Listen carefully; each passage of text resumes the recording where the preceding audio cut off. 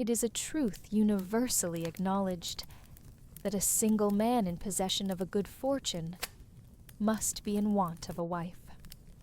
However little known the feelings or views of such a man may be on his first entering a neighborhood, this truth is so well fixed in the minds of the surrounding families that he is considered as the rightful property of some one or other of their daughters. "My dear Mr. Bennet," said his lady to him one day, "have you heard that Netherfield Park is let at last?" Mr. Bennet replied that he had not. "But it is," returned she, "for Mrs. Long has just been here, and she told me all about it." Mr. Bennet made no answer. "Do not you want to know who has taken it?" cried his wife impatiently. "You want to tell me, and I have no objection to hearing it." This was invitation enough. "Why, my dear, you must know. Mrs. Long says that Netherfield is taken by a young man of large fortune from the north of England, that he came down on Monday in a chaise and four to see the place, and was so much delighted with it that he agreed with Mr. Morris immediately, that he is to take possession before Michaelmas, and some of his servants are to be in the house by the end of next week." "What is his name?" "Bingley." "Is he married or single?" "Oh, single, my dear, to be sure. A single man of large fortune, 4,000 or 5,000 a year. What a fine thing for our girls." "How so? How can it affect them?" "My dear Mr. Bennet," replied his wife, "how can you be so tiresome? You must know that I am thinking of his marrying one of them." "Is that his design in settling here?" "Design? Nonsense. How can you talk so? But it is very likely that he may fall in love with one of them, and therefore you must visit him as soon as he comes." "I see no occasion for that. You and the girls may go, or you may send them by themselves, which perhaps will be still better. For as you are as handsome as any of them, Mr. Bingley might like you the best of the party." "My dear, you flatter me. I certainly have had my share of beauty, but I do not pretend to be anything extraordinary now. When a woman has 5 grown-up daughters, she ought to give over thinking of her own beauty. In such cases, a woman has not often much beauty to think of. But, my dear, you must indeed go and see Mr. Bingley when he comes into the neighborhood. It is more than I engage for, I assure you. But consider your daughters. Only think what an establishment it would be for one of them. Sir William and Lady Lucas are determined to go, merely on that account. For in general, you know, they visit no newcomers. Indeed, you must go, for it will be impossible for us to visit him if you do not. You are over-scrupulous, surely. I dare say Mr. Bingley will be very glad to see you, and I will send a few lines by you to assure him of my hearty consent to his marrying whichever he chooses of the girls, though I must throw in a good word for my little Lizzie. I desire you will do no such thing. Lizzie is not a bit better than the others, and I am sure she is not half so handsome as Jane, nor half so good-humored as Lydia. But you are always giving her the preference." "They have none of them much to recommend them," replied he. "They are all silly and ignorant like other girls, but Lizzie has something more of quickness than her sisters."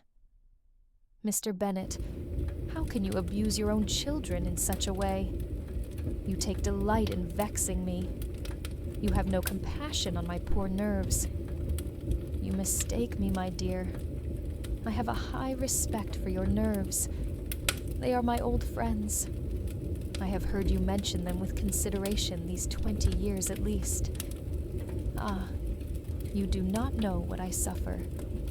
But I hope you will get over it, and live to see many young men of 4,000 a year come into the neighborhood. It will be no use to us, if 20 such should come, since you will not visit them. Depend upon it, my dear, that when there are 20, I will visit them all. Mr. Bennet was so odd a mixture of quick parts, sarcastic humor, reserve, and caprice, that the experience of 23 years had been insufficient to make his wife understand his character. Her mind was less difficult to develop. She was a woman of mean understanding, little information, and uncertain temper. When she was discontented, she fancied herself nervous. The business of her life was to get her daughters married. Its solace was visiting and news. Our Bennet was among the earliest of those who waited on Mr. Bingley. He had always intended to visit him, though to the last always assuring his wife that he should not go, until the evening after the visit was paid. She had no knowledge of it. It was then disclosed in the following manner. Observing his second daughter employed in trimming a hat, he suddenly addressed her with, "I hope Mr. Bingley will like it, Lizzie." "We are not in a way to know what Mr. Bingley likes," said her mother resentfully, "since we are not to visit."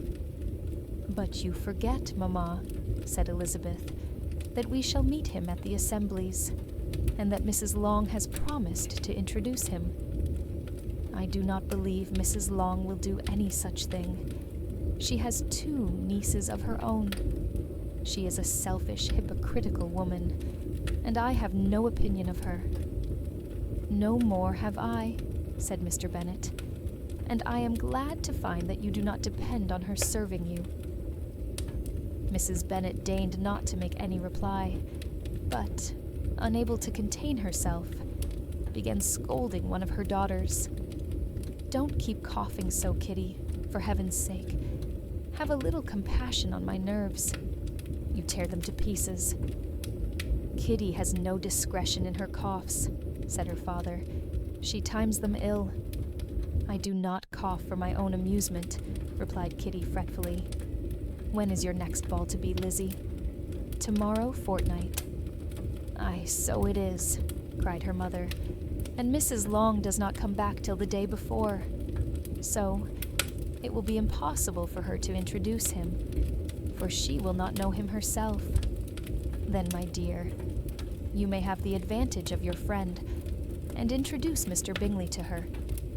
"Impossible, Mr. Bennet, impossible, when I am not acquainted with him myself. How can you be so teasing? I honor your circumspection. A fortnight's acquaintance is certainly very little. One cannot know what a man really is by the end of a fortnight. But if we do not venture, somebody else will. And after all, Mrs. Long and her nieces must stand their chance. And therefore, as she will think it an act of kindness, if you decline the office, I will take it on myself." The girls stared at their father. Mrs. Bennet said only, "Nonsense, nonsense." "What can be the meaning of that emphatic exclamation?" cried he. "Do you consider the forms of introduction, and the stress that is laid on them, as nonsense? I cannot quite agree with you there. What say you, Mary? For you are a young lady of deep reflection, I know, and read great books, and make extracts." Mary wished to say something very sensible, but knew not how. "While Mary is adjusting her ideas," he continued, "let us return to Mr. Bingley." "I am sick of Mr. Bingley," cried his wife. "I am sorry to hear that. But why did you not tell me so before? If I had known as much this morning, I certainly would not have called on him. It is very unlucky. But as I have actually paid the visit, we cannot escape the acquaintance now." The astonishment of the ladies was just what he wished, that of Mrs. Bennet perhaps surpassing the rest, though when the first tumult of joy was over, she began to declare that it was what she had expected all the while. "How good it was in you, my dear Mr. Bennet! But I knew I should persuade you at last. I was sure you loved your girls too well to neglect such an acquaintance. Well, how pleased I am. it is such a good joke, too, that you should have gone this morning and never said a word about it till now. Now, Kitty, you may cough as much as you choose," said Mr. Bennet. And as he spoke, he left the room, fatigued with the raptures of his wife. "What an excellent father you have, girls," said she, when the door was shut. "I do not know how you will ever make him amends for his kindness, or me either, for that matter. At our time of life, it is not so pleasant, I can tell you, to be making new acquaintances every day, but for your sakes we would do anything. Lydia, my love, though you are the youngest, I dare say Mr. Bingley will dance with you at the next ball." "Oh," said Lydia stoutly, "I am not afraid, for though I am the youngest, I'm the tallest." The rest of the evening was spent in conjecturing how soon he would return Mr. Bennet's visit, and determining when they should ask him to dinner. Not all that Mrs. Bennet, however, with the assistance of her 5 daughters, could ask on the subject, was sufficient to draw from her husband any satisfactory description of Mr. Bingley. They attacked him in various ways, with bare-faced questions, ingenious suppositions, and distant surmises, but he eluded the skill of them all, and they were at last obliged to accept the second-hand intelligence of their neighbor, Lady Lucas. Her report was highly favorable. Sir William had been delighted with him. He was quite young, wonderfully handsome, extremely agreeable, and to crown the whole, he meant to be at the next assembly with a large party. Nothing could be more delightful. To be fond of dancing was a certain step towards falling in love, and very lively hopes of Mr. Bingley's heart were entertained. "If I can but see one of my daughters happily settled at Netherfield," said Mrs. Bennet to her husband, "and all the others equally well married, I shall have nothing to wish for." In a few days, Mr. Bingley returned Mr. Bennet's visit, and sat about 10 minutes with him in his library. He had entertained hopes of being admitted to a sight of the young ladies, of whose beauty he had heard much. But he saw only the father. The ladies were somewhat more fortunate, for they had the advantage of ascertaining, from an upper window, that he wore a blue coat and rode a black horse. An invitation to dinner was soon afterwards dispatched, and already had Mrs. Bennet planned the courses that were to do credit to her housekeeping, when an answer arrived which deferred it all. Mr. Bingley was obliged to be in town the following day, and consequently unable to accept the honor of their invitation, etc. Mrs. Bennet was quite disconcerted.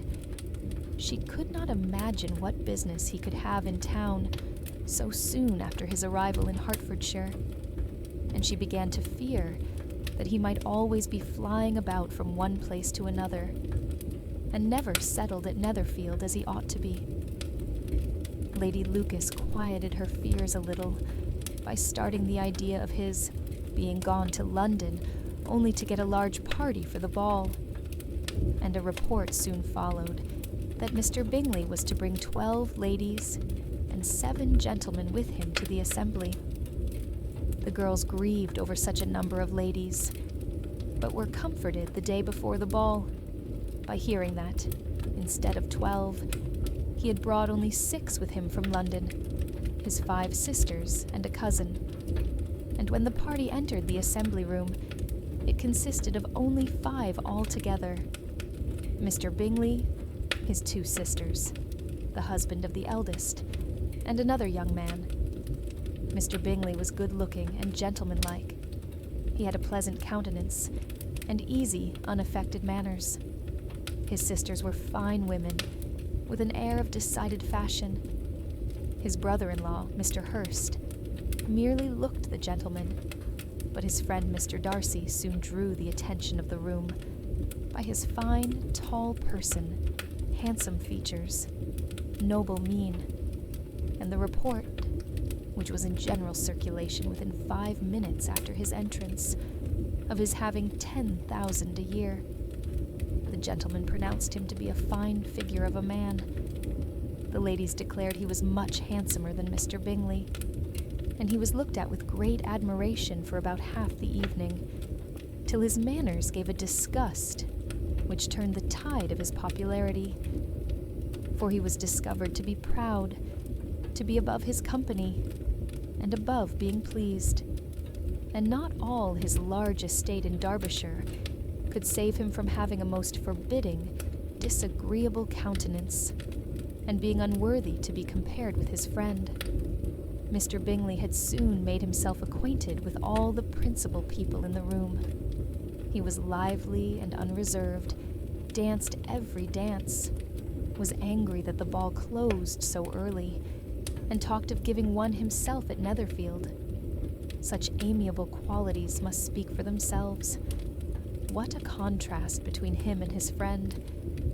Mr. Darcy danced only once with Mrs. Hurst, and once with Miss Bingley, declined being introduced to any other lady, and spent the rest of the evening in walking about the room, speaking occasionally to one of his own party. His character was decided.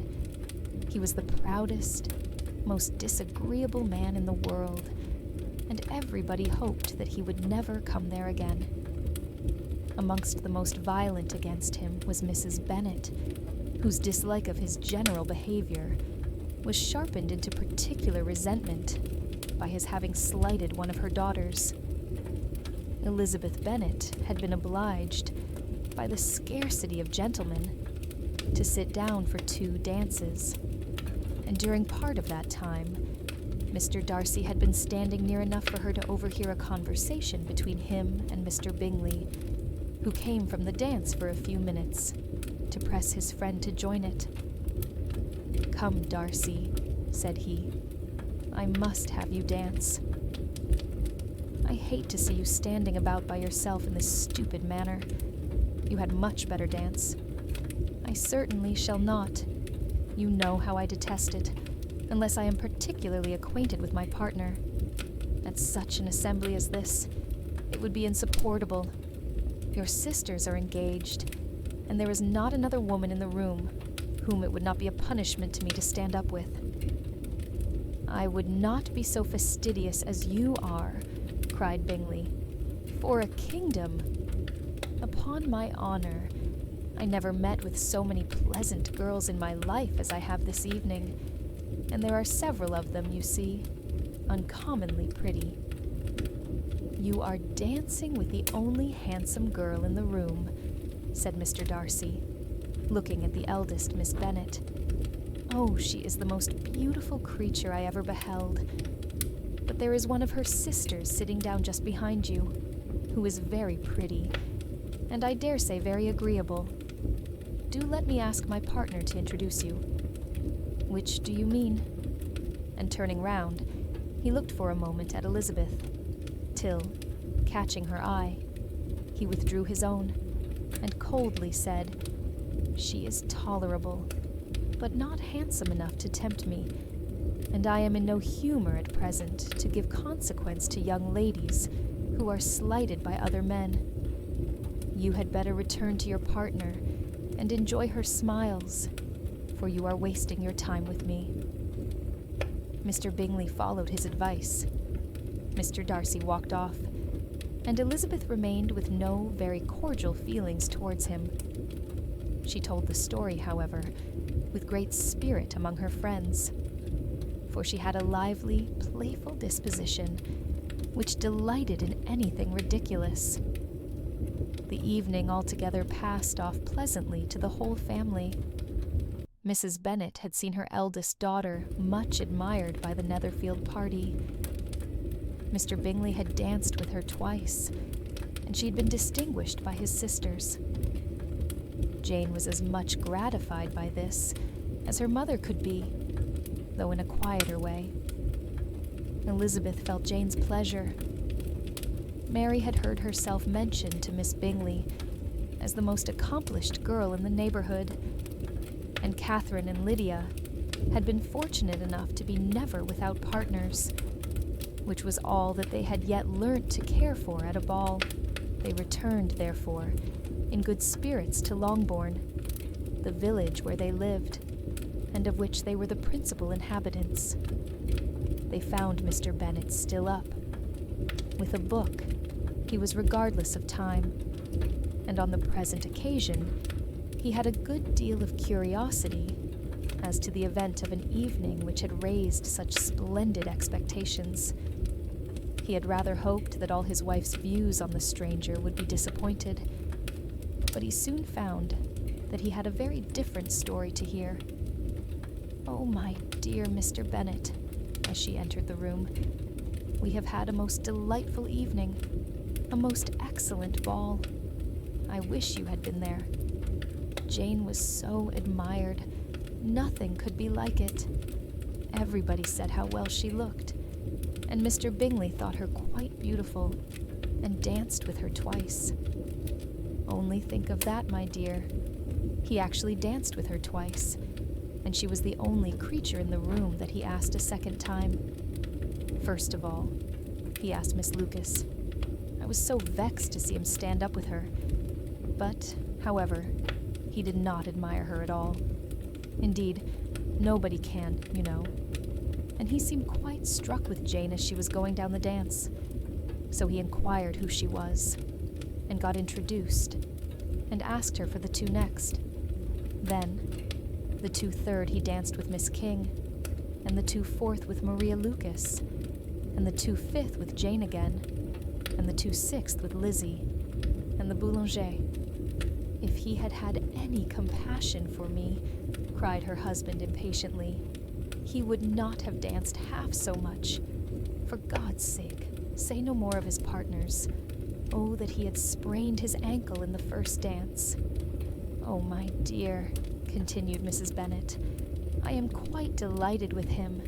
He is so excessively handsome, and his sisters are charming women. I never in my life saw anything more elegant than their dresses. I dare say the lace upon Mrs. Hurst's gown.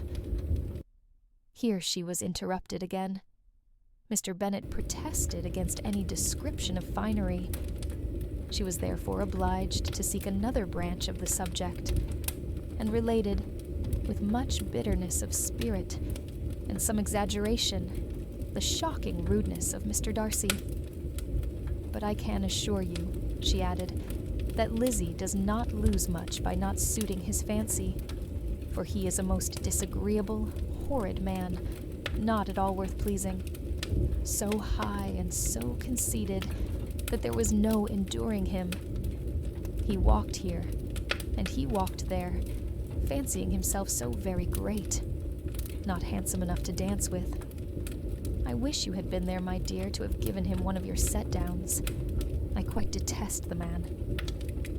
Then Jane and Elizabeth were alone. The former, who had been cautious in her praise of Mr. Bingley before, expressed to her sister how very much she admired him. He is just what a young man ought to be, said she, sensible, good-humored, lively, and I never saw such happy manners, so much ease, with such perfect good breeding. He is also handsome, replied Elizabeth, which a young man ought likewise to be if he possibly can. His character is thereby complete. I was very much flattered by his asking me to dance a second time. I did not expect such a compliment. Did not you? I did for you. But that is one great difference between us. Compliments always take you by surprise, and me never. What could be more natural than his asking you again? He could not help seeing that you were about 5 times as pretty as every other woman in the room. No thanks to his gallantry for that. Well, he certainly is very agreeable, and I give you leave to like him. You have liked many a stupider person. Dear Lizzie, oh, you are a great deal too apt, you know, to like people in general. You never see a fault in anybody. All the world are good and agreeable in your eyes. I never heard you speak ill of a human being in my life. I would wish not to be hasty in censuring anyone, but I always speak what I think. I know you do, and it is that which makes the wonder, with your good sense, to be so honestly blind to the follies and nonsense of others. Affectation of candor is common enough. One meets with it everywhere. But to be candid without ostentation or design, to take the good of everybody's character and make it still better, and say nothing of the bad, belongs to you alone. And so, you like this man's sisters too, do you? Their manners are not equal to his. Certainly not at first, but they are very pleasing women when you converse with them. Miss Bingley is to live with her brother and keep his house, and I am much mistaken if we shall not find a very charming neighbor in her. Elizabeth listened in silence, but was not convinced. Their behavior at the assembly had not been calculated to please in general, and with more quickness of observation, and less pliancy of temper than her sister, and with a judgment, too, unassailed by any attention to herself, she was very little disposed to approve them. They were, in fact, very fine ladies, not deficient in good humor when they were pleased, nor in the power of being agreeable where they chose it, but proud and conceited. They were rather handsome, had been educated in one of the first private seminaries in town, had a fortune of £20,000, were in the habit of spending more than they ought, and of associating with people of rank, and were, therefore, in every respect, entitled to think well of themselves, and meanly of others. They were of a respectable family in the north of England, a circumstance more deeply impressed on their memories than that their brother's fortune and their own had been acquired by trade. Mr. Bingley inherited property to the amount of nearly £100,000 from his father, who had intended to purchase an estate, but did not live to do it. Mr. Bingley intended it likewise, and sometimes made choice of his county. But, as he was now provided with a good house and the liberty of a manor, it was doubtful to many of those who best knew the easiness of his temper whether he might not spend the remainder of his days at Netherfield and leave the next generation to purchase. His sisters were very anxious for his having an estate of his own, but though he was now established only as a tenant, Miss Bingley was by no means unwilling to preside at his table, nor was Mrs. Hurst, who had married a man of more fashion than fortune, less disposed to consider his house as her home when it suited her. Mr. Bingley had not been of age 2 years when he was tempted by an accidental recommendation to look at Netherfield House. He did look at it, and into it, for half an hour, was pleased with the situation and the principal rooms, satisfied with what the owner said in its praise, and took it immediately. Between him and Darcy, there was a very steady friendship, in spite of a great opposition of character. Bingley was endeared to Darcy by the easiness, openness, and ductility of his temper, though no disposition could offer a greater contrast to his own, and though with his own he never appeared dissatisfied. On the strength of Darcy's regard, Bingley had the firmest reliance, and of his judgment the highest opinion. In understanding, Darcy was the superior. Bingley was by no means deficient, but Darcy was clever. He was at the same time haughty, reserved, and fastidious, and his manners, though well-bred, were not inviting. In that respect, his friend had greatly the advantage. Bingley was sure of being liked wherever he appeared. Darcy was continually giving offense. The manner in which they spoke of the Meryton Assembly was sufficiently characteristic. Bingley had never met with pleasanter people or prettier girls in his life. everybody had been most kind and attentive to him. There had been no formality, no stiffness. He had soon felt acquainted with all the room, and as to Miss Bennet, he could not conceive an angel more beautiful. Darcy, on the contrary, had seen a collection of people in whom there was little beauty and no fashion, for none of whom he had felt the smallest interest, and from none received either attention or pleasure. Miss Bennet he acknowledged to be pretty, but she smiled too much. Mrs. Hurst and her sister allowed it to be so, but still they admired her and liked her, and pronounced her to be a sweet girl, and one whom they should not object to know more of. Miss Bennet was therefore established as a sweet girl, and their brother felt authorized by such commendation to think of her as he chose. Within a short walk of Longbourn lived a family with whom the Bennets were particularly intimate. Sir William Lucas had been formerly in trade in Meryton, where he had made a tolerable fortune, and risen to the honor of knighthood by an address to the king during his mayoralty. The distinction had, perhaps, been felt too strongly. It had given him a disgust to his business and to his residence in a small market town, and, quitting them both, he had removed with his family to a house about a mile from Meryton, denominated from that period Lucas Lodge, where he could think with pleasure of his own importance, and, unshackled by business, occupy himself solely in being civil to all the world. For though elated by his rank, it did not render him supercilious. On the contrary, he was all attention to everybody. By nature inoffensive, friendly, and obliging, his presentation at St. James's had made him courteous.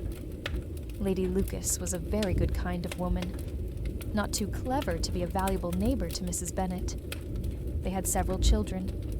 The eldest of them, a sensible, intelligent young woman, about 27, was Elizabeth's intimate friend.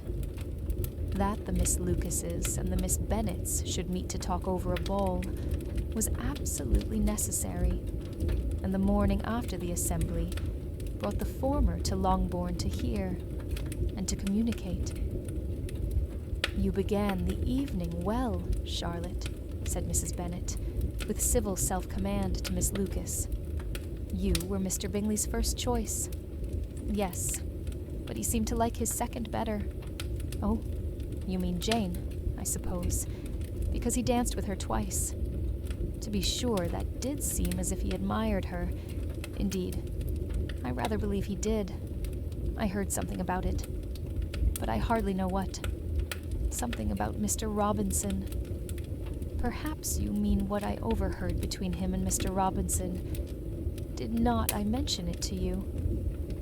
Mr. Robinson's asking him how he liked our Meryton assemblies, and whether he did not think there were a great many pretty women in the room, and which he thought the prettiest, and his answering immediately to the last question, 'Oh, the eldest Miss Bennet, beyond a doubt.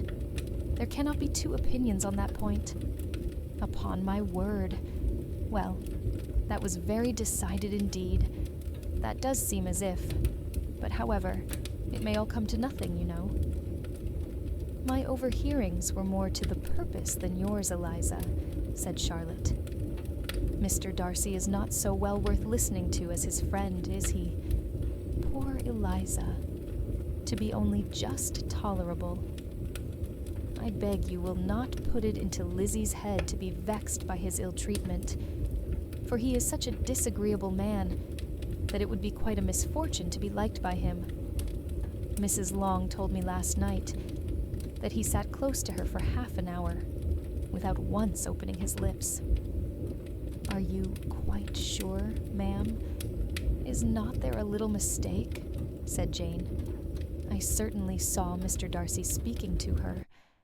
Aye, because she asked him at last how he liked Netherfield, and he could not help answering her. But she said he seemed very angry at being spoke to.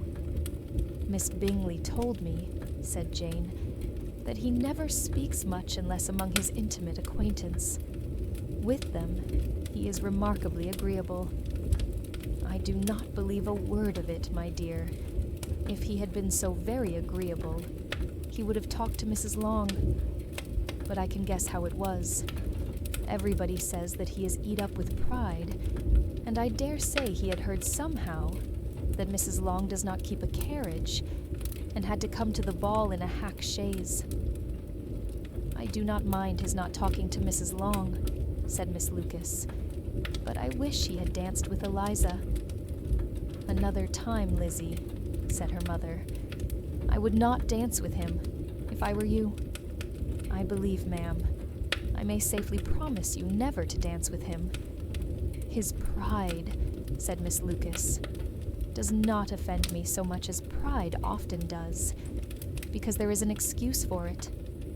One cannot wonder that so very fine a young man, with family, fortune, everything in his favor, should think highly of himself. If I may so express it, he has a right to be proud. That is very true, replied Elizabeth, and I could easily forgive his pride if he had not mortified mine. Pride, observed Mary, who piqued herself upon the solidity of her reflections, is a very common failing, I believe. By all that I have ever read, I am convinced that it is very common indeed, that human nature is particularly prone to it, and that there are very few of us who do not cherish a feeling of self-complacency on the score of some quality or other, real or imaginary. Vanity and pride are different things, though the words are often used synonymously. A person may be proud without being vain. Pride relates more to our opinion of ourselves, vanity to what we would have others think of us. If I were as rich as Mr. Darcy, cried a young Lucas, who came with his sisters, I should not care how proud I was. I would keep a pack of foxhounds and drink a bottle of wine every day. Then you would drink a gret. Within a short walk of Longbourn lived a family with whom the Bennets were particularly intimate. Sir William Lucas had been formerly in trade in Meryton, where he had made a tolerable fortune and risen to the honor of knighthood by an address to the king during his mayoralty. The distinction had, perhaps, been felt too strongly. It had given him a disgust to his business and to his residence in a small market town, and quitting them both, he had removed with his family to a house about a mile from Meryton, denominated from that period Lucas Lodge, where he could think with pleasure of his own importance, and, unshackled by business, occupy himself solely in being civil to all the world. For though elated by his rank, it did not render him supercilious. On the contrary, he was all attention to everybody. By nature inoffensive, friendly, and obliging, his presentation at St. James's had made him courteous. Lady Lucas was a very good kind of woman, not too clever to be a valuable neighbor to Mrs. Bennet. They had several children. The eldest of them, a sensible, intelligent young woman, about 27, was Elizabeth's intimate friend. That the Miss Lucases and the Miss Bennets should meet to talk over a ball was absolutely necessary, and the morning after the assembly brought the former to Longbourn to hear and to communicate. "You began the evening well, Charlotte," said Mrs. Bennet, with civil self-command to Miss Lucas. "You were Mr. Bingley's first choice." "Yes, but he seemed to like his second better." "Oh, you mean Jane, I suppose, because he danced with her twice. To be sure, that did seem as if he admired her. Indeed, I rather believe he did. I heard something about it, but I hardly know what. Something about Mr. Robinson. Perhaps you mean what I overheard between him and Mr. Robinson. Did not I mention it to you? Mr. Robinson's asking him how he liked our Meryton assemblies, and whether he did not think there were a great many pretty women in the room, and which he thought the prettiest, and his answering immediately to the last question, "Oh, the eldest, Miss Bennet, beyond a doubt. There cannot be two opinions on that point." Upon my word. Well, that was very decided indeed. That does seem as if... But however, it may all come to nothing, you know. My overhearings were more to the purpose than yours, Eliza, said Charlotte. Mr. Darcy is not so well worth listening to as his friend, is he? Poor Eliza, to be only just tolerable. I beg you will not put it into Lizzie's head to be vexed by his ill treatment, for he is such a disagreeable man that it would be quite a misfortune to be liked by him. Mrs. Long told me last night that he sat close to her for half an hour, without once opening his lips. Are you quite sure, ma'am? Is not there a little mistake? Said Jane. I certainly saw Mr. Darcy speaking to her. Aye, because she asked him at last how he liked Netherfield, and he could not help answering her. But she said he seemed very angry at being spoke to. Miss Bingley told me, said Jane, that he never speaks much, unless among his intimate acquaintance. With them he is remarkably agreeable. I do not believe a word of it, my dear. If he had been so very agreeable, he would have talked to Mrs. Long. But I can guess how it was. Everybody says that he is eat up with pride, and I dare say he had heard somehow that Mrs. Long does not keep a carriage, and had to come to the ball in a hack chaise. I do not mind his not talking to Mrs. Long, said Miss Lucas, but I wish he had danced with Eliza. Another time, Lizzie, said her mother. I would not dance with him if I were you. I believe, ma'am, I may safely promise you never to dance with him. His pride, said Miss Lucas, does not offend me so much as pride often does, because there is an excuse for it. One cannot wonder that so very fine a young man, with family, fortune, everything in his favor, should think highly of himself. If I may so express it, he has a right to be proud. That is very true, replied Elizabeth, and I could easily forgive his pride, if he had not mortified mine. Pride, observed Mary, who piqued herself upon the solidity of her reflections, is a very common failing, I believe. By all that I have ever read, I am convinced that it is very common indeed, that human nature is particularly prone to it, and that there are very few of us who do not cherish a feeling of self-complacency on the score of some quality or other, real or imaginary. Vanity and pride are different things, though the words are often used synonymously. A person may be proud without being vain. Pride relates more to our opinion of ourselves, vanity to what we would have others think of us. If I were as rich as Mr. Darcy, cried a young Lucas, who came with his sisters, I should not care how proud I was. I would keep a pack of foxhounds and drink a bottle of wine every day. Then you would drink a great deal more than you ought, said Mrs. Bennet. And if I were to see you at it, I should take away your bottle directly. The boy protested that she should not. She continued to declare that she would, and the argument ended only with the visit. The ladies of Longbourn soon waited on those of Netherfield. The visit was returned in due form.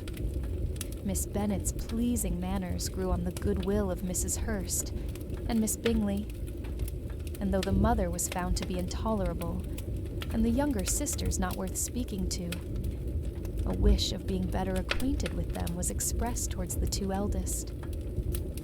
By Jane, this attention was received with the greatest pleasure, but Elizabeth still saw superciliousness in their treatment of everybody, hardly excepting even her sister, and could not like them, though their kindness to Jane, such as it was, had a value, as arising in all probability, from the influence of their brother's admiration. It was generally evident, whenever they met, that he did admire her, and to her it was equally evident that Jane was yielding to the preference which she had begun to entertain for him from the first, and was in a way to be very much in love. But she considered with pleasure that it was not likely to be discovered by the world in general, since Jane united with great strength of feeling, a composure of temper, and an uniform cheerfulness of manner, which would guard her from the suspicions of the impertinent. She mentioned this to her friend, Miss Lucas. "It may, perhaps, be pleasant," replied Charlotte, "to be able to impose on the public in such a case. But it is sometimes a disadvantage to be so very guarded. If a woman conceals her affection with the same skill from the object of it, she may lose the opportunity of fixing him, and it will then be but poor consolation to believe the world equally in the dark. There is so much of gratitude or vanity in almost every attachment that it is not safe to leave any to itself. We can all begin freely. A slight preference is natural enough, but there are very few of us who have heart enough to be really in love without encouragement. In 9 cases out of 10, a woman had better show more affection than she feels.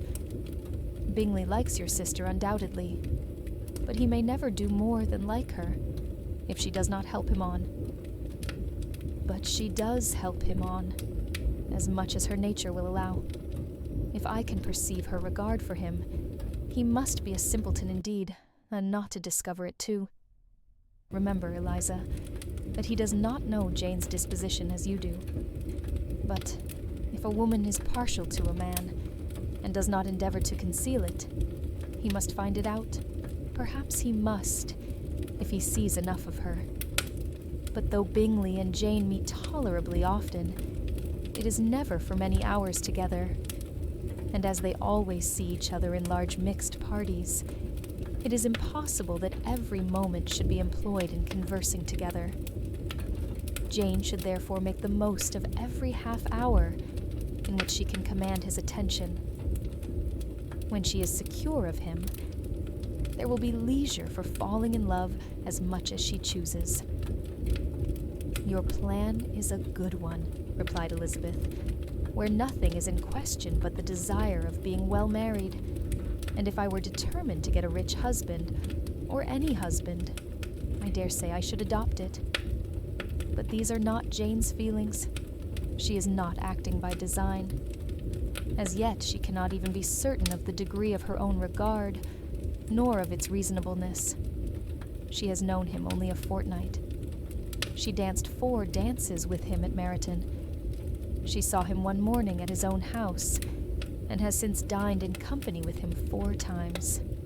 This is not quite enough to make her understand his character. Not as you represent it. Had she merely dined with him, she might only have discovered whether he had a good appetite. But you must remember that 4 evenings have been also spent together, and 4 evenings may do a great deal. Yes, these 4 evenings have enabled them to ascertain that they both like Venta better than commerce. But with respect to any other leading characteristic, I do not imagine that much has been unfolded. "Well," said Charlotte, "I wish Jane success with all my heart.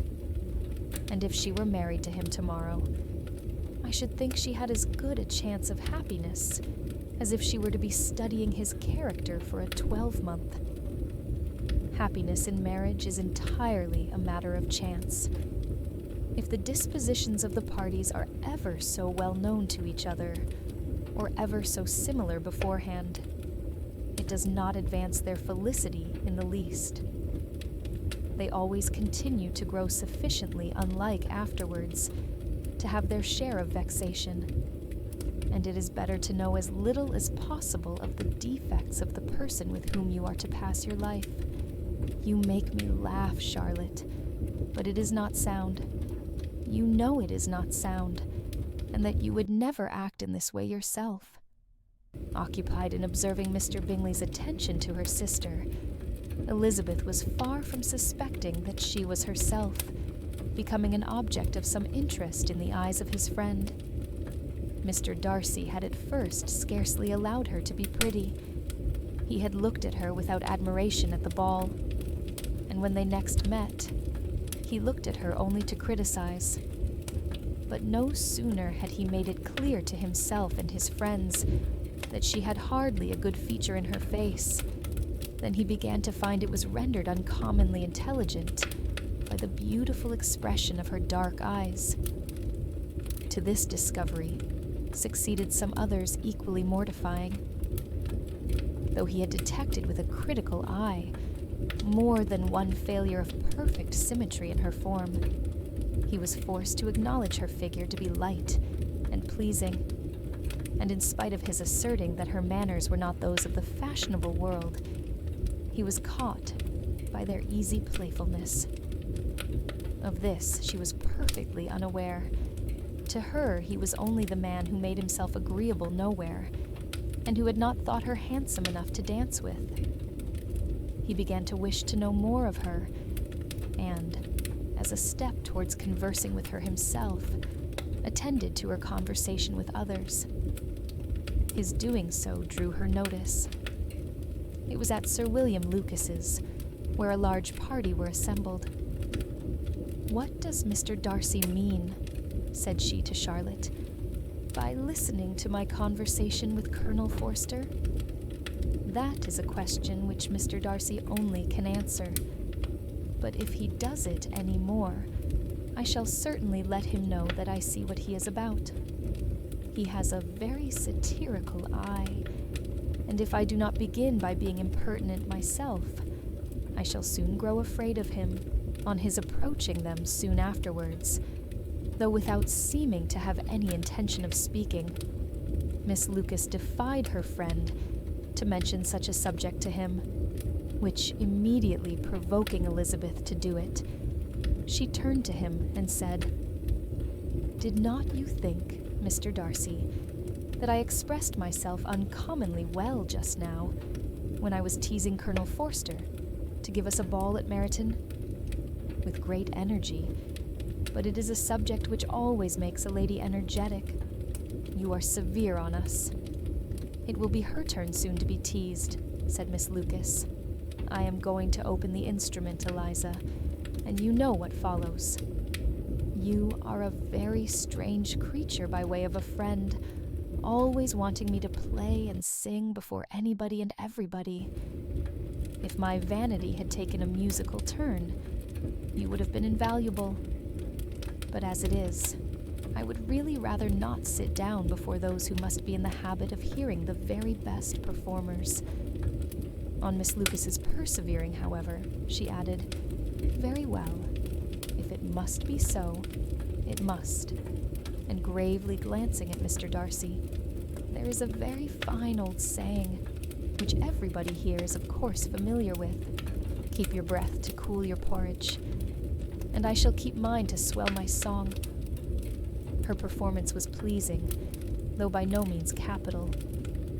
After a song or two, and before she could reply to the entreaties of several that she would sing again, she was eagerly succeeded at the instrument by her sister Mary, who having, in consequence of being the only plain one in the family, worked hard for knowledge and accomplishments, was always impatient for display. Mary had neither genius nor taste, and though vanity had given her application, it had given her likewise a pedantic air and conceited manner, which would have injured a higher degree of excellence than she had reached. Elizabeth, easy and unaffected, had been listened to with much more pleasure, though not playing half so well, and Mary, at the end of a long concerto, was glad to purchase praise and gratitude by Scotch and Irish airs, at the request of her younger sisters, who with some of the Lucases, and 2 or 3 officers, joined eagerly in dancing at one end of the room. Mr. Darcy stood near them in silent indignation at such a mode of passing the evening, to the exclusion of all conversation, and was too much engrossed by his own thoughts to perceive that Sir William Lucas was his neighbor, till Sir William thus began. "What a charming amusement for young people this is, Mr. Darcy. There is nothing like dancing after all. I consider it as one of the first refinements of polished societies." "Certainly, sir. And it has the advantage also of being in vogue amongst the less polished societies of the world. Every savage can dance." Sir William only smiled. "Your friend performs delightfully," he continued after a pause, on seeing Bingley join the group. "And I doubt not that you are an adept in the science yourself, Mr. Darcy." "You saw me dance at Meryton, I believe, sir." "Yes, indeed, and received no inconsiderable pleasure from the sight. Do you often dance at St. James's?" "Never, sir." "Do you not think it would be a proper compliment to the place?" "It is a compliment which I never pay to any place, if I can avoid it." "You have a house in town, I conclude?" Mr. Darcy bowed. "I had once some thoughts of fixing in town myself, for I am fond of superior society, but I did not feel quite certain that the air of London would agree with Lady Lucas." He paused in hopes of an answer, but his companion was not disposed to make any, and Elizabeth at that instant moving towards them. He was struck with the notion of doing a very gallant thing, and called out to her, "My dear Miss Eliza, why are not you dancing? Mr. Darcy, you must allow me to present this young lady to you as a very desirable partner. You cannot refuse to dance, I am sure, when so much beauty is before you."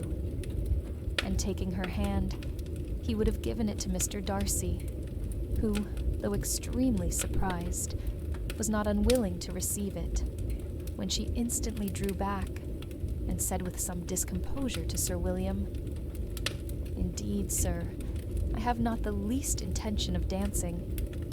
I entreat you not to suppose that I moved this way in order to beg for a partner." Mr. Darcy, with grave propriety, requested to be allowed the honor of her hand, but in vain. Elizabeth was determined, nor did Sir William at all shake her purpose by his attempt at persuasion. "You excel so much in the dance, Miss Eliza, that it is cruel to deny me the happiness of seeing you, and though this gentleman dislikes the amusement in general, he can have no objection, I am sure, to oblige us for 1/2 hour." "Mr. Darcy is all politeness," said Elizabeth, smiling. "He is indeed, but considering the inducement, my dear Miss Eliza, we cannot wonder at his complaisance, for who would object to such a partner?" Elizabeth looked archly and turned away. Her resistance had not injured her with the gentleman, and he was thinking of her with some complacency, when thus accosted by Miss Bingley. "I can guess the subject of your reverie." "I should imagine not.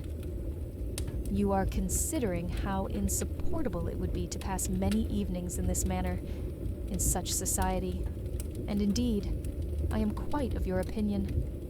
I was never more annoyed.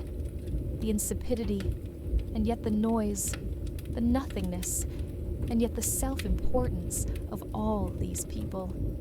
What would I give to hear your strictures on them? Your conjecture is totally wrong, I assure you. My mind was more agreeably engaged. I have been meditating on the very great pleasure which a pair of fine eyes in the face of a pretty woman can bestow." Miss Bingley immediately fixed her eyes on his face, and desired he would tell her what lady had the credit of inspiring such reflections. Mr. Darcy replied, with great intrepidity, "Miss Elizabeth Bennet." "Miss Elizabeth Bennet," repeated Miss Bingley. "I am all astonishment. How long has she been such a favourite? And pray when am I to wish you joy? That is exactly the question which I expected you to ask." A lady's imagination is very rapid. It jumps from admiration to love, from love to matrimony, in a moment. I knew you would be wishing me joy. Nay, if you are so serious about it, I shall consider the matter as absolutely settled. You will have a charming mother-in-law indeed, and of course, she will be always at Pemberley with you.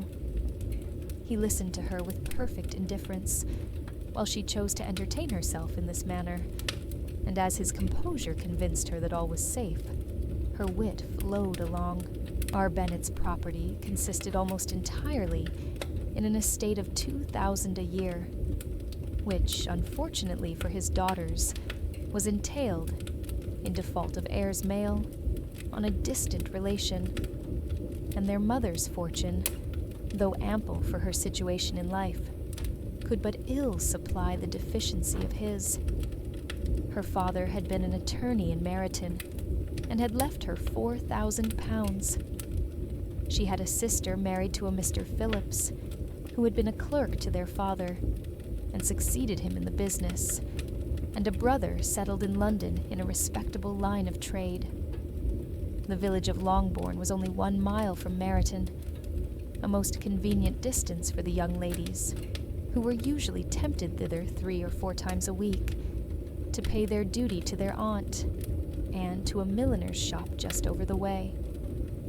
The 2 youngest of the family, Catherine and Lydia, were particularly frequent in these attentions.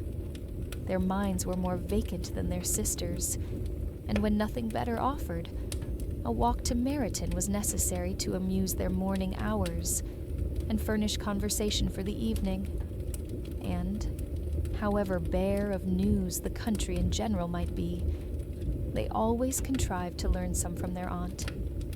At present, indeed, they were well supplied both with news and happiness by the recent arrival of a militia regiment in the neighborhood.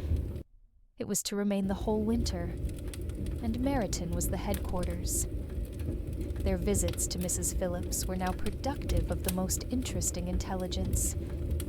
Every day added something to their knowledge of the officers' names and connections.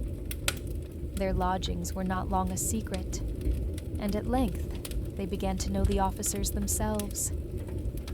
Mr. Phillips visited them all, and this opened to his nieces a source of felicity unknown before. They could talk of nothing but officers, and Mr. Bingley's large fortune, the mention of which gave animation to their mother, was worthless in their eyes when opposed to the regimentals of an ensign. After listening one morning to their effusions on this subject, Mr. Bennet coolly observed, "From all that I can collect by your manner of talking, you must be 2 of the silliest girls in the country. I have suspected it some time, but I am now convinced." Catherine was disconcerted, and made no answer, but Lydia, with perfect indifference, continued to express her admiration of Captain Carter, and her hope of seeing him in the course of the day, as he was going the next morning to London. "I am astonished, my dear," said Mrs. Bennet, "that you should be so ready to think your own children silly. If I wish to think slightingly of anybody's children, it should not be of my own, however. If my children are silly, I must hope to be always sensible of it. Yes, but as it happens, they are all of them very clever. This is the only point, I flatter myself, on which we do not agree.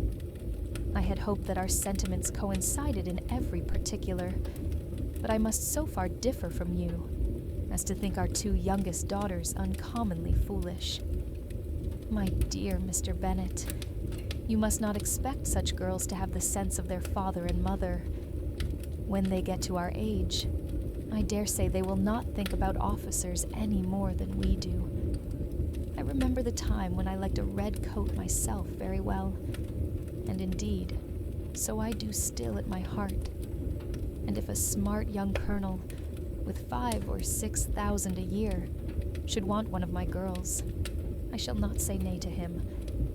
and I thought Colonel Forster looked very becoming the other night at Sir William's in his regimentals." "Mamma," cried Lydia, "my aunt says that Colonel Forster and Captain Carter do not go so often to Miss Watson's as they did when they first came. She sees them now very often standing in Clark's library." Mrs. Bennet was prevented replying by the entrance of the footman with a note for Miss Bennet. It came from Netherfield, and the servant waited for an answer. Mrs. Bennet's eyes sparkled with pleasure, and she was eagerly calling out, while her daughter read, "Well, Jane, who is it from? What is it about? What does he say? Well, Jane, make haste and tell us. Make haste, my love." "It is from Miss Bingley," said Jane, and then read it aloud. "My dear friend, if you are not so compassionate as to dine today with Louisa and me, we shall be in danger of hating each other for the rest of our lives. For a whole day's tete-a-tete between two women can never end without a quarrel. Come as soon as you can on the receipt of this. My brother and the gentleman are to dine with the officers. Yours ever, Caroline Bingley." "With the officers?" cried Lydia. "I wonder my aunt did not tell us of that." "Dining out," said Mrs. Bennet. "That is very unlucky." "Can I have the carriage?" said Jane. "No, my dear. You had better go on horseback, because it seems likely to rain, and then you must stay all night." "That would be a good scheme," said Elizabeth, "if you were sure that they would not offer to send her home." "Oh, but the gentlemen will have Mr. Bingley's chaise to go to Meryton, and the Hursts have no horses to theirs. I had much rather go in the coach. But, my dear, your father cannot spare the horses, I am sure. They are wanted in the farm, Mr. Bennet, are not they? They are wanted in the farm much oftener than I can get them." "But if you have got them today," said Elizabeth, "my mother's purpose will be answered." She did at last extort from her father an acknowledgment that the horses were engaged. Jane was therefore obliged to go on horseback, and her mother attended her to the door with many cheerful prognostics of a bad day. Her hopes were answered. Jane had not been gone long before it rained hard. Her sisters were uneasy for her, but her mother was delighted. The rain continued the whole evening without intermission. Jane certainly could not come back. "This was a lucky idea of mine, indeed," said Mrs. Bennet, more than once, as if the credit of making it rain were all her own. Till the next morning, however, she was not aware of all the felicity of her contrivance. Breakfast was scarcely over, when a servant from Netherfield brought the following note for Elizabeth. "My dearest Lizzie, I find myself very unwell this morning, which, I suppose, is to be imputed to my getting wet through yesterday. My kind friends will not hear of my returning home till I am better. They insist also on my seeing Mr. Jones. Therefore do not be alarmed if you should hear of his having been to me, and excepting a sore throat and a headache, there is not much the matter with me. Yours, etc." "Well, my dear," said Mr. Bennet, when Elizabeth had read the note aloud, "if your daughter should have a dangerous fit of illness, if she should die, it would be a comfort to know that it was all in pursuit of Mr. Bingley, and under your orders. Oh, I am not at all afraid of her dying. People do not die of little trifling colds. She will be taken good care of, as long as she stays there. It is all very well. I would go and see her if I could have the carriage." Elizabeth, feeling really anxious, determined to go to her, though the carriage was not to be had, and as she was no horsewoman, walking was her only alternative. She declared her resolution. "How can you be so silly?"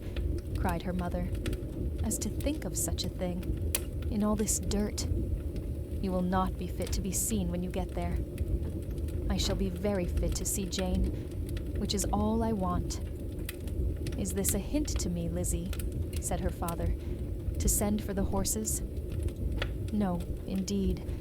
I do not wish to avoid the walk. The distance is nothing when one has a motive, only 3 miles. I shall be back by dinner. I admire the activity of your benevolence, observed Mary, but every impulse of feeling should be guided by reason, and, in my opinion, exertion should always be in proportion to what is required. We will go as far as Meryton with you, said Catherine and Lydia. Elizabeth accepted their company, and the 3 young ladies set off together. If we make haste, said Lydia as they walked along, perhaps we may see something of Captain Carter before he goes.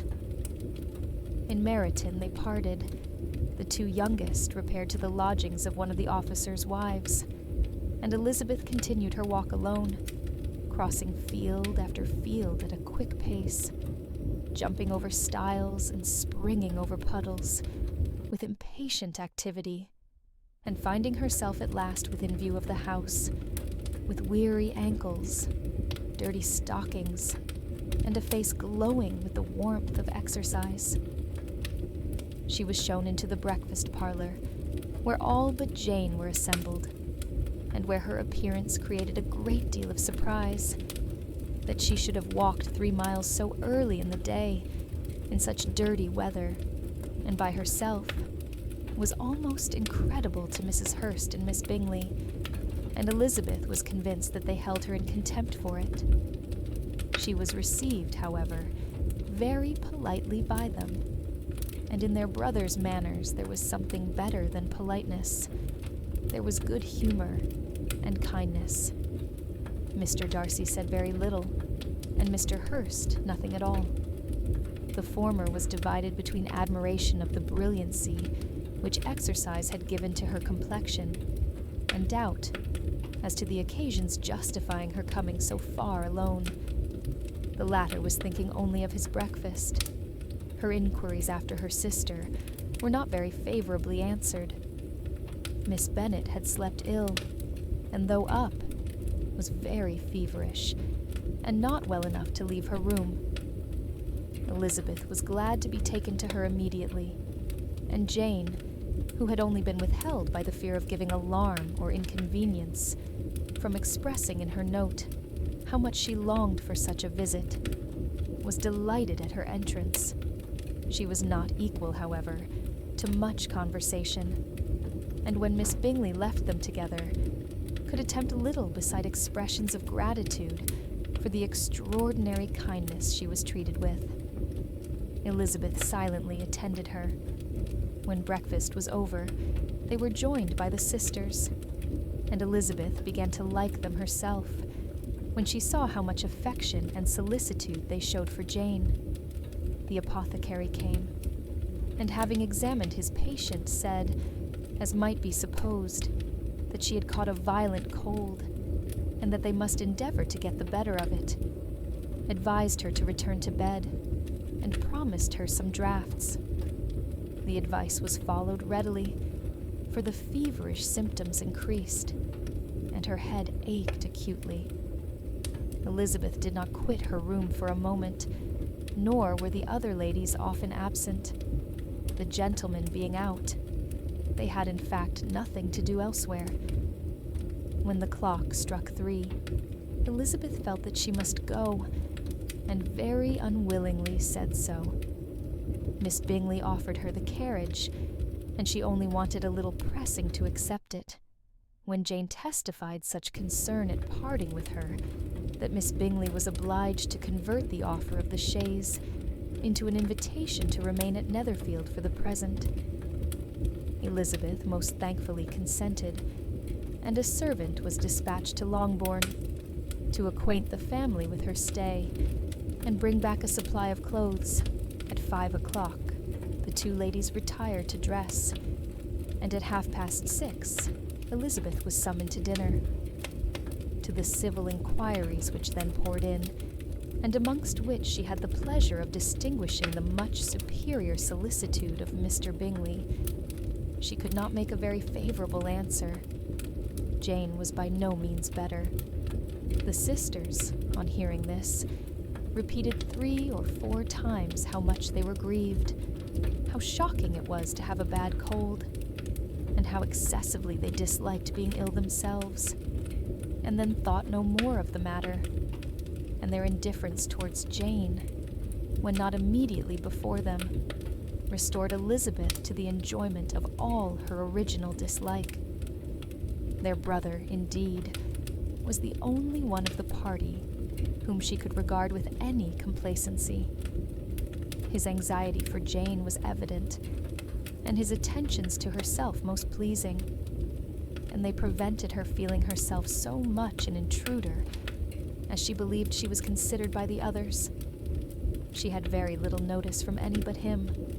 Miss Bingley was engrossed by Mr. Darcy, her sisters scarcely less so, and as for Mr. Hurst, by whom Elizabeth sat, he was an indolent man who lived only to eat, drink, and play at cards, who, when he found her prefer a plain dish to a ragout, had nothing to say to her.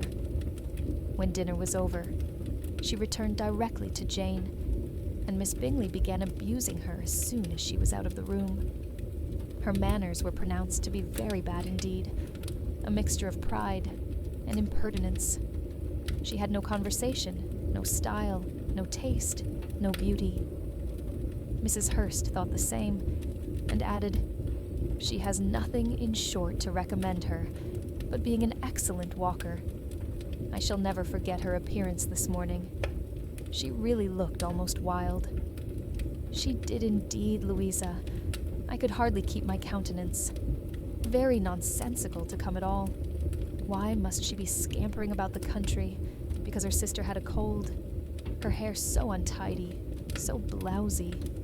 Yes, and her petticoat. I hope you saw her petticoat. 6 inches deep in mud, I am absolutely certain. And the gown which had been let down to hide it not doing its office. Your picture may be very exact, Louisa," said Bingley, "but this was all lost upon me. I thought Miss Elizabeth Bennet looked remarkably well when she came into the room this morning. Her dirty petticoat quite escaped my notice." "You observed it, Mr. Darcy, I am sure," said Miss Bingley, "and I am inclined to think that you would not wish to see your sister make such an exhibition." "Certainly not. To walk 3 miles, or 4 miles, or 5 miles, or whatever it is, above her ankles in dirt, and alone, quite alone. What could she mean by it? It seems to me to show an abominable sort of conceited independence, a most country town indifference to decorum. It shows an affection for her sister that is very pleasing," said Bingley. "I am afraid, Mr. Darcy," observed Miss Bingley, in a half-whisper, "that this adventure has rather affected your admiration of her fine eyes." "Not at all," he replied. "They were brightened by the exercise." A short pause followed this speech, and Mrs. Hurst began again. "I have an excessive regard for Jane Bennet. She is really a very sweet girl, and I wish with all my heart she were well settled. But with such a father and mother, and such low connections, I am afraid there is no chance of it. I think I have heard you say that their uncle is an attorney in Meryton?" "Yes, and they have another, who lives somewhere near Cheapside." "That is capital," added her sister, and they both laughed heartily. "If they had uncles enough to fill all Cheapside," cried Bingley, "it would not make them one jot less agreeable. But it must very materially lessen their chance of marrying men of any consideration in the world," replied Darcy. To this speech, Bingley made no answer, but his sisters gave it their hearty assent, and indulged their mirth for some time, at the expense of their dear friend's vulgar relations. With a renewal of tenderness, however, they repaired to her room on leaving the dining parlor, and sat with her till summoned to coffee. She was still very poorly, and Elizabeth would not quit her at all, till late in the evening, when she had the comfort of seeing her asleep, and when it appeared to her rather right than pleasant that she should go downstairs herself. On entering the drawing-room, she found the whole party at loo, and was immediately invited to join them. But suspecting them to be playing high, she declined it, and making her sister the excuse, said she would amuse herself, for the short time she could stay below, with a book. Mr. Hurst looked at her with astonishment. "Do you prefer reading to cards?" said he. "That is rather singular." "Miss Eliza Bennet," said Miss Bingley, "despises cards. She is a great reader, and has no pleasure in anything else." "I deserve neither such praise nor such censure," cried Elizabeth. "I am not a great reader, and I have pleasure in many things." "In nursing your sister, I am sure you have pleasure," said Bingley, "and I hope it will soon be increased by seeing her quite well." Elizabeth thanked him from her heart, and then walked towards a table where a few books were lying. He immediately offered to fetch her others, all that his library afforded. "And I wish my collection were larger for your benefit, and my own credit. But I am an idle fellow, and though I have not many, I have more than I ever looked into." Elizabeth assured him that she could suit herself perfectly with those in the room. "I am astonished," said Miss Bingley, "that my father should have left so small a collection of books. What a delightful library you have at Pemberley, Mr. Darcy." "It ought to be good," he replied. "It has been the work of many generations. And then, you have added so much to it yourself. You are always buying books. I cannot comprehend the neglect of a family library in such days as these. Neglect. I am sure you neglect nothing that can add to the beauties of that noble place. Charles, when you build your house, I wish it may be half as delightful as Pemberley. I wish it may, but I would really advise you to make your purchase in that neighborhood, and take Pemberley for a kind of model. There is not a finer county in England than Derbyshire. With all my heart, I will buy Pemberley itself, if Darcy will sell it. I am talking of possibilities, Charles. Upon my word, Caroline, I should think it more possible to get Pemberley by purchase than by imitation." Elizabeth was so much caught by what passed as to leave her very little attention for her book, and soon laying it wholly aside, she drew near the card table and stationed herself between Mr. Bingley and his eldest sister to observe the game. "Is Miss Darcy much grown since the spring?" said Miss Bingley. "Will she be as tall as I am?" "I think she will. She is now about Miss Elizabeth Bennet's height, or rather taller. How I long to see her again. I never met with anybody who delighted me so much. Such a countenance, such manners, and so extremely accomplished for her age. Her performance on the pianoforte is exquisite." "It is amazing to me," said Bingley, "how young ladies can have patience to be so very accomplished as they all are." "All young ladies accomplished." "My dear Charles, what do you mean?" "Yes, all of them, I think. They all paint tables, cover screens, and net purses. I scarcely know anyone who cannot do all this. And I am sure I never heard a young lady spoken of for the first time without being informed that she was very accomplished." "Your list of the common extent of accomplishments," said Darcy, "has too much truth. The word is applied to many a woman who deserves it no otherwise than by netting a purse or covering a screen. but I am very far, 51, from agreeing with you in your estimation of ladies in general. I cannot boast of knowing more than half a dozen in the whole range of my acquaintance that are really accomplished. Nor I am sure, said Miss Bingley. Then, observed Elizabeth, you must comprehend a great deal in your idea of an accomplished woman. Yes, I do comprehend a great deal in it. Oh, certainly, cried his faithful assistant.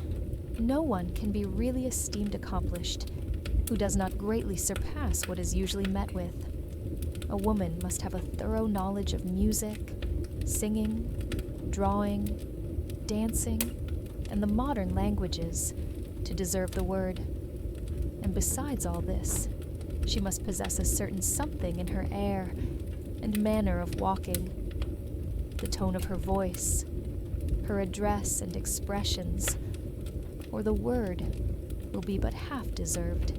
All this she must possess, added Darcy, and to all she must yet add something more substantial in the improvement of her mind by extensive reading. I am no longer surprised at your knowing only 6 accomplished women. I rather wonder now at your knowing any. Are you so severe upon your own sex as to doubt the possibility of all this? I never saw such a woman. I never saw such capacity and taste and application and elegance as you describe, united. Mrs. Hurst and Miss Bingley both cried out against the injustice of her implied doubt, and were both protesting that they knew many women who answered this description, when Mr. Hurst called them to order, with bitter complaints of their inattention to what was going forward. As all conversation was thereby at an end, Elizabeth soon afterwards left the room. "Eliza Bennet," said Miss Bingley, when the door was closed on her, "is one of those young ladies who seek to recommend themselves to the other sex by undervaluing their own, and with many men, I dare say, it succeeds. But, in my opinion, it is a paltry device, a very mean art." "Undoubtedly," replied Darcy, to whom this remark was chiefly addressed. "There is meanness in all the arts which ladies sometimes condescend to employ for captivation. Whatever bears affinity to cunning is despicable." Miss Bingley was not so entirely satisfied with this reply as to continue the subject. Elizabeth joined them again, only to say that her sister was worse, and that she could not leave her. Bingley urged Mr. Jones's being sent for immediately, while his sisters, convinced that no country advice could be of any service, recommended an express to town for one of the most eminent physicians. This she would not hear of, but she was not so unwilling to comply with their brother's proposal, and it was settled that Mr. Jones should be sent for early in the morning, if Miss Bennet were not decidedly better. Bingley was quite uncomfortable. His sisters declared that they were miserable. They solaced their wretchedness, however, by duets after supper, while he could find no better relief to his feelings than by giving his housekeeper directions that every possible attention might be paid to the sick lady and her sister.